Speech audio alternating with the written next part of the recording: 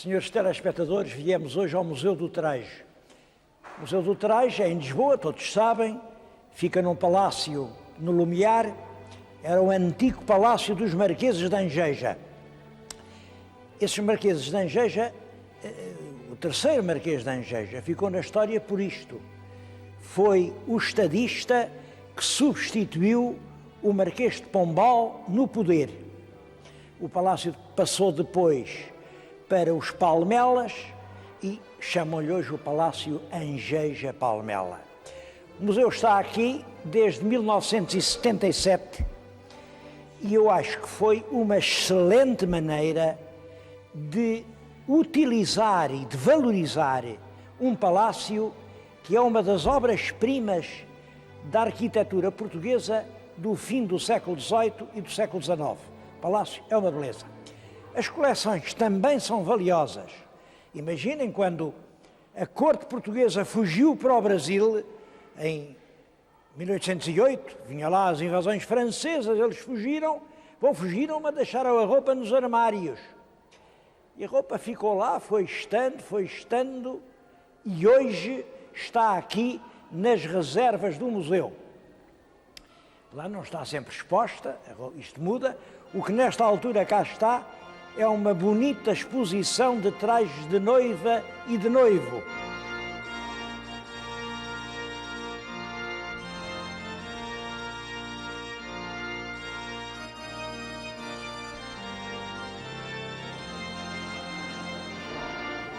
O museu é visitado por cerca de 90 mil pessoas por ano. Claro, uma grande parte são estudantes. E agora, na altura da exposição das noivas, imaginem, olhem os olhos com que elas estão a olhar para as noivas. Bom, eu faço um voto, oxalá que também elas sejam noivas depressa e bem.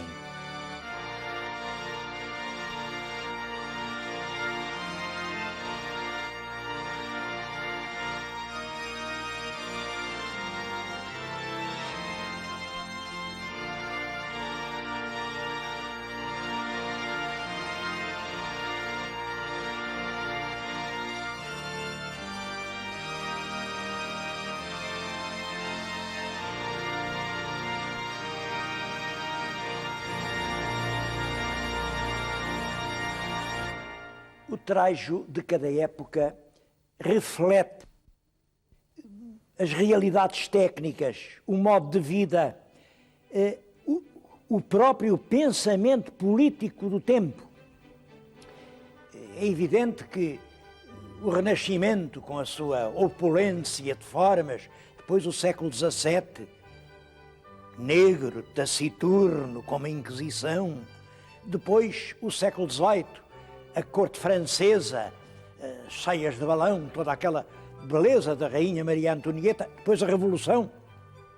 A Revolução, como sabem, preocupou-se com ressuscitar modas da velha Grécia. E porquê? Para mostrar que antigamente o poder era republicano. E por isso vão buscar modas gregas. Aliás, aí, histórias curiosas.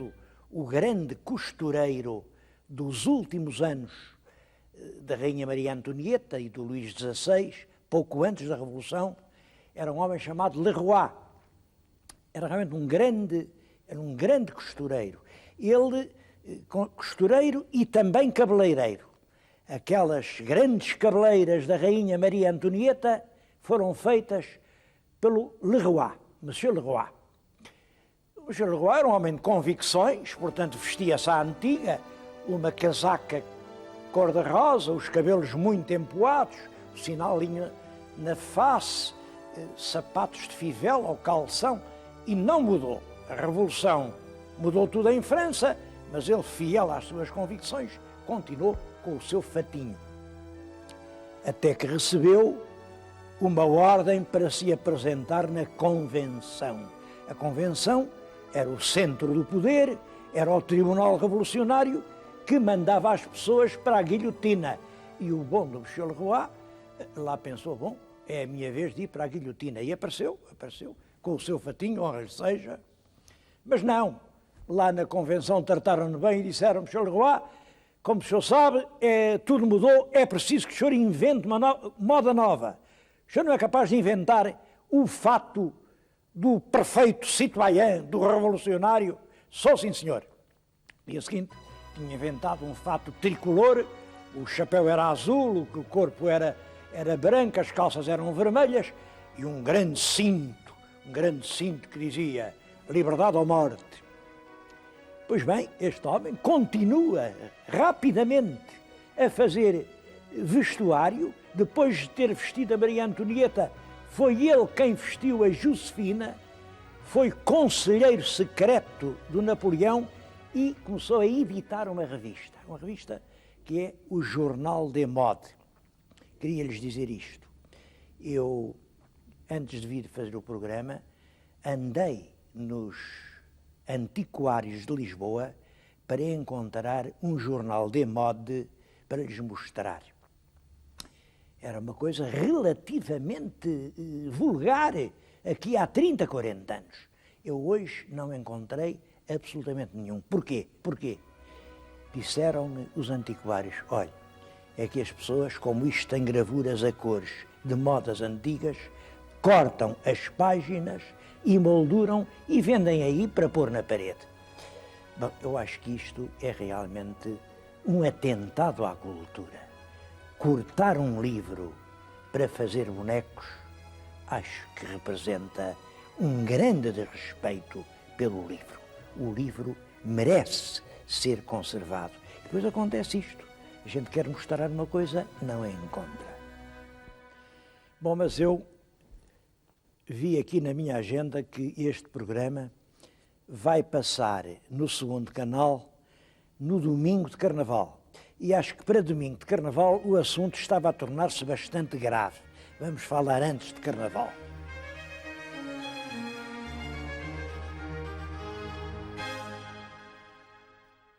Nos meus tempos de garoto dizia-se muito mais entrudo que Carnaval. Entrudo era o que toda a gente dizia, o tempo do entrudo. O Carnaval era assim mais para a cidade, uma palavra com mais aparência. Bom, devo dizer que é a mesma coisa, porque entrudo vem do latim introitus. Introitus quer dizer entrada, acesso. Entrada onde? Entrada na quaresma. E quaresma é uma palavra que vem também do latim, quadragésima. Porquê? É que a Igreja estabeleceu um período de preparação para a Páscoa, para o tempo da Páscoa. E esse período eram 40 dias. Quadraginta, 40, isso deu a quarentena e deu a quaresma. É sempre a mesma palavra. É um período de 40 dias em que a Igreja impunha aos fiéis sacrifícios que eram essencialmente o jejum e a abstinência. Durante muitos dias do ano, desses 40 dias, era obrigatório jejuar e a pessoa abster-se da carne. Bom, mas para perceberem isto, é bom que saibam que por carne não se entendia só vitela. Carne era o pecado da carne. E imaginem o que eram 40 dias com uma pessoa a abster-se do tal pecado. Claro, o último dia útil antes de começarem os 40 era a terça-feira de entrudo. Era o dia em que se entrava na quaresma. Terça-feira do Carnaval, porque carne vale vem de uma expressão italiana que significa adeus à carne.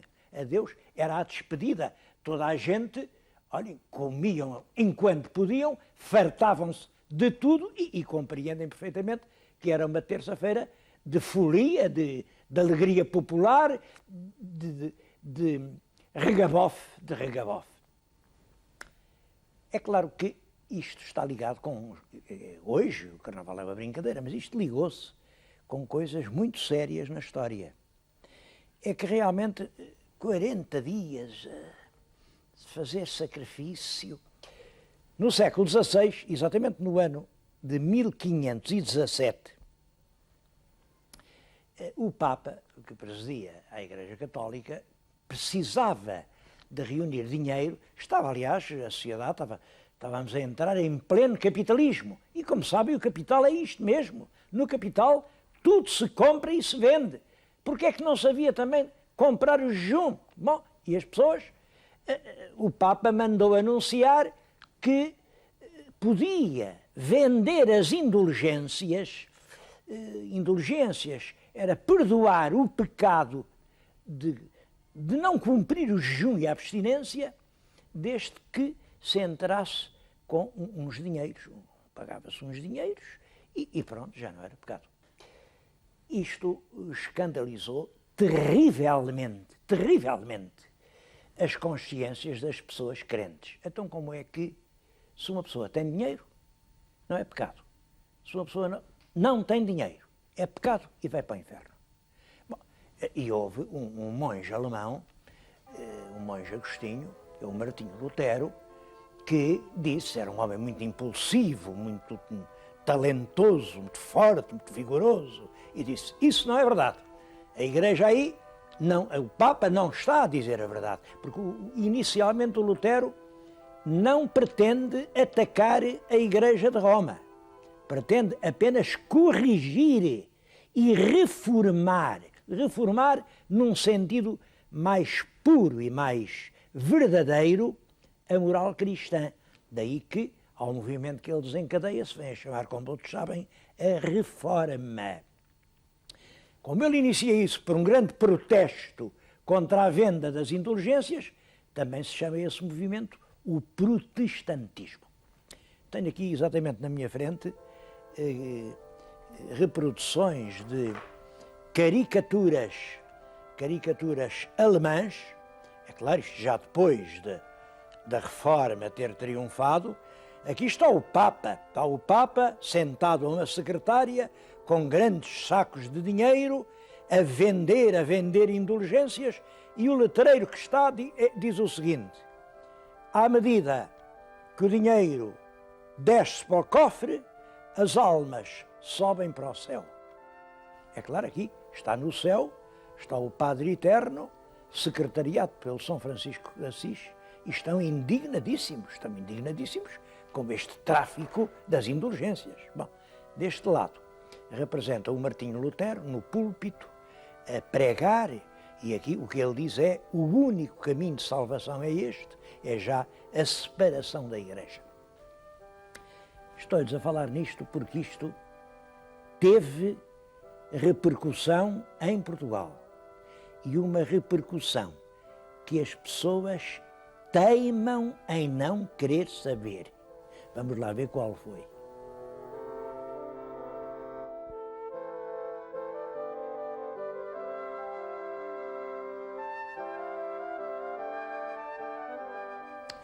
O conflito foi se agravando.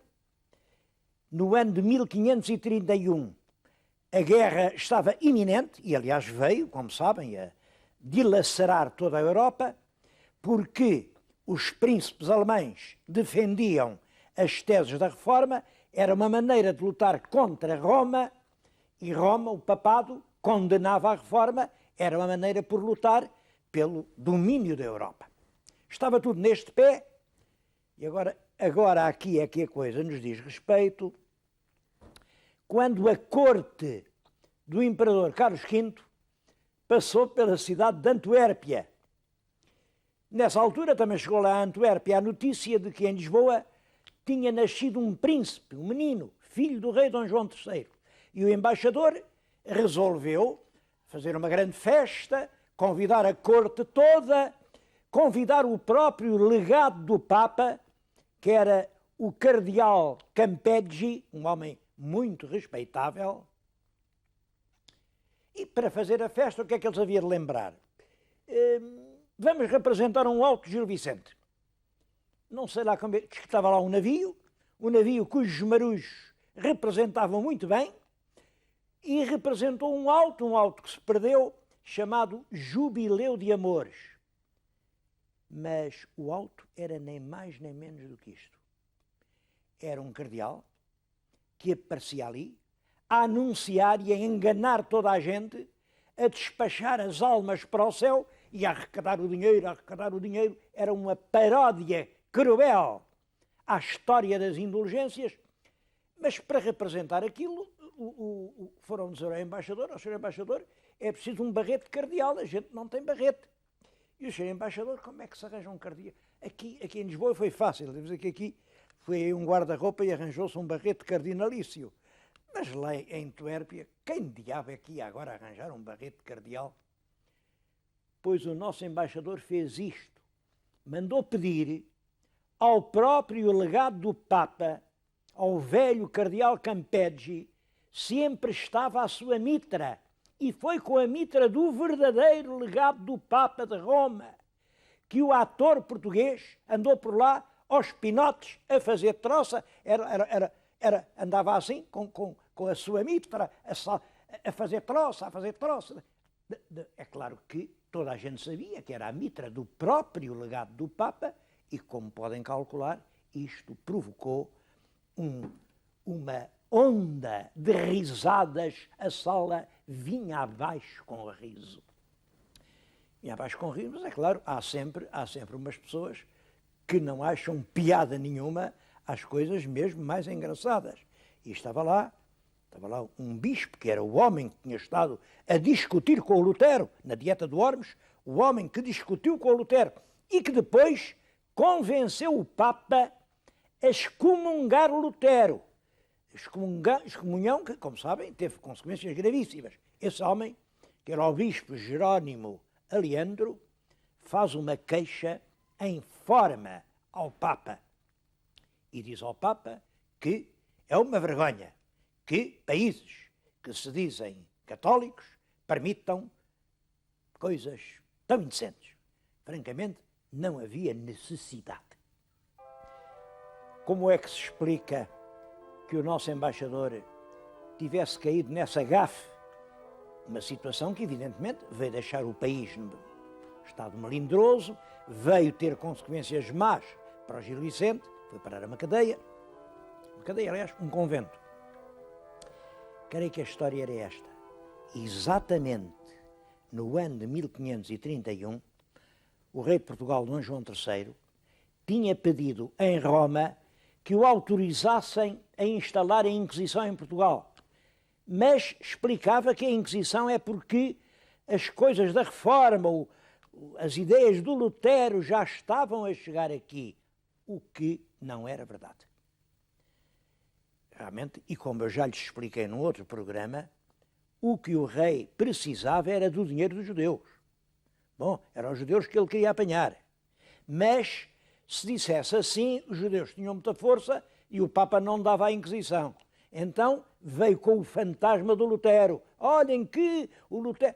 Reparem, depois da cena do barrete do cardeal, do alto do Gil Vicente representado ali, diante de toda a corte de Carlos V e do clero romano, quem é que não ia dizer? É verdade, sem dúvida que o rei tem razão. A Inquisição está a fazer falta a Portugal.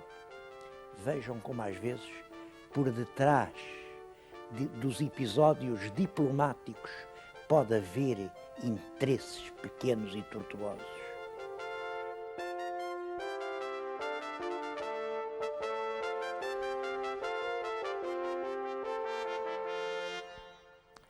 Os autores que se ocupam da história do entrudo relacionam-no com coisas muito antigas, por exemplo, com as Saturnais. As Saturnais eram festas que se faziam em Roma, em honra de Saturno, e realmente tinham qualquer coisa que se pode aproximar do futuro entrudo. É que os escravos, durante aqueles dias, não eram escravos, eram senhores. E os donos dos escravos é que fingiam de escravos. Eram dias em que era permitido dizer e fazer tudo quanto era proibido no resto do ano. Eu falo nisso porque, na verdade, penso que na história do intrudo, esta ideia de os de baixo, os pequenos, os mais oprimidos, poderem fazer o que lhes é proibido durante o ano inteiro, Isso é uma constante do Entrudo. Se bem que eu acho que nestas coisas tem-se escrito muita coisa e se sabe muito pouco. Sabe-se muito pouco. O que tenho lido, em regra, não tem nenhum fundamento. Eu, pessoalmente, a história mais antiga que sei do Entrudo é uma história do tempo do rei Dom João III, portanto, do meado do século XVI. A história é esta. Ia um fidalgo, coitado, muito fidalgo, ele era filho do conde da Sortelha, era o Dom Simão da Silveira, mas era pobre, porque era filho segundo, filho de conde, mas não tinha dinheiro nenhum, tinha que andar a fingir de fidalgo, de pessoa muito importante, mas não tinha nada. Bem, e vem um garoto e atira-lhe uma laranjada. Laranjada era uma laranja podre, que acertou em cheio. O rapaz acertou-lhe com a laranja e depois fez a disfarçar, a fingir que não era ele. E o Dom Simão da Silveira disse: ó rapaz, diverte-te à vontade, mas escusas de fingir, porque aqui quem é obrigado a fingir sou eu. Bom, a história não tem muita graça, mas mostra que já o Carnaval, nos meados do século XVI, era isto de pregar partidas. No século XVII conheço várias leis a proibir que essas partidas sejam fortes demais, quer dizer, as partidas dos populares começavam a incomodar os senhores bem vestidos, porque estragavam-lhes o fato, estragavam-lhes a cabeleira. As partidas, depois no século XVIII, conhecemos o que se fazia. Eram coisas realmente terríveis, atiravam, despejavam coisas sobre as pessoas, tiravam com ovos podres, com fruta. Havia muitas cenas. Ainda no meu tempo de garoto, eu vi nas ruas de Lisboa, colocavam rabos era assim umas fitas atrás, ou iam pelas costas dos senhores, quanto mais importante era o senhor, punham-lhe assim nas costas do casaco um letreiro que dizia: eu sou uma besta, ou enfim, coisas piores ainda. Era um carnaval de rua que já estava nessa altura a acabar. Em todo caso, eu ainda vi os xexés. Eu era pequenino, lembro-me, vinha da escola primária pela mão das minhas tias, e quando vinham lá, isto era ao pé ali das Cruzes da Sé, vinham dois xexés a amolar o grande facalhão. Os xexés, e os xexés eram brutais, tinham uma linguagem desbragada, ofendiam. As minhas tias, imaginem, vinham da catequese, esconderam-me e diziam: ó Zezinho, não ouças o que eles dizem. Bom, eu pedi aqui no museu que me arranjassem um xexé. Isto é o que o xexé tinha de essencial. Era um mascarado, vestia um traje de senhor do século XVIII, portanto um traje anterior à Revolução. Num braço trazia uma vara com um chifre e no outro trazia uma faca enorme, um facalhão. Com o facalhão ameaçava e com o chifre punha-o detrás da cabeça dos cavalheiros respeitáveis que via, mostrava o chifre. Bom, penso que o xexé representa uma crítica, é realmente o povo miúdo que naqueles dias pode dizer o que pensa dos seus senhores. Os seus senhores eram xexés, barrigudos, com os cabelos empoeirados, muito bem vestidos, mas já velhos, com as pernas arcadas, geralmente casados com mulheres muito mais novas. Era isso que o chifre queria dizer. Um documento para a história do Entrudo que eu gostava que vissem é o que está ali numa das revistas do Rafael Bordal Pinheiro. É o Carnaval de 1887. É uma grande página e diz isto. Isto é importante para a história do Carnaval, reparem. A Batalha de Flores, iniciada este ano na Avenida da Liberdade, foi como um pontapé arrumado pelo Máscara, elegante, distinto, bem criado, no moribundo xexé, porco, desengraçado, malfalante, e depois diz, oxalá que o pontapé seja definitivo e que nunca mais a gente encontre o xé-xés. Ele enganou-se, porque ele dizia isto em 1887 e eu, ali pelos anos 20, ainda vi xé-xés em Lisboa. Em todo caso, o que isto representa é um carnaval burguês de uma sociedade nova, uma sociedade janota, bem vestida, bem falante, a sociedade nascida da Revolução do Comboio, a sociedade dos bacharéis, dos funcionários públicos, passou pela universidade, já tem ideias liberais, jurou a Constituição e um entrudo popular, folgazão, às vezes brutal, que incomodava terrivelmente os senhores bem-falantes. Como sabem, dos dois entrudos, o entrudo povo ou o carnaval burguês, ambos morreram. Hoje há folguedos, nesta altura do ano, como em toda a parte do mundo, há folguedos. Aqui em Portugal só assim uns folguedos, fazem-nos, eu sei que fazem, têm esforço, olhem, em Torres Vedras, Carnaval de Torres Vedras, em Ovar, em Lolé. Bom, o Carnaval português é numa altura de frio e acho que é isso e é também o nosso feitio triste. Reparem os nossos carnavais, passam os carros, as pessoas dos carros fazem o possível para se divertir, mas quem está na rua está lá para ver. Agora, carnavais, eu já assisti, porque estive lá, vivi lá, os carnavais cariocas, o carnaval do Brasil. Não imaginam? Aquilo é uma verdadeira explosão de alegria. Não há ninguém que assista, não há ninguém que veja. A festa pertence a todos. Passam realmente as escolas do samba com desfiles extremamente espetaculares, mas toda a multidão, e são milhões de pessoas que se aglomeram no centro do Rio de Janeiro, tudo aquilo dança. A gente tem a noção de que até os prédios dançavam. É uma das maiores festas do mundo, é o Carnaval Carioca. O meu telespectador, se algum dia puder, vá lá e verá que não se arrepende.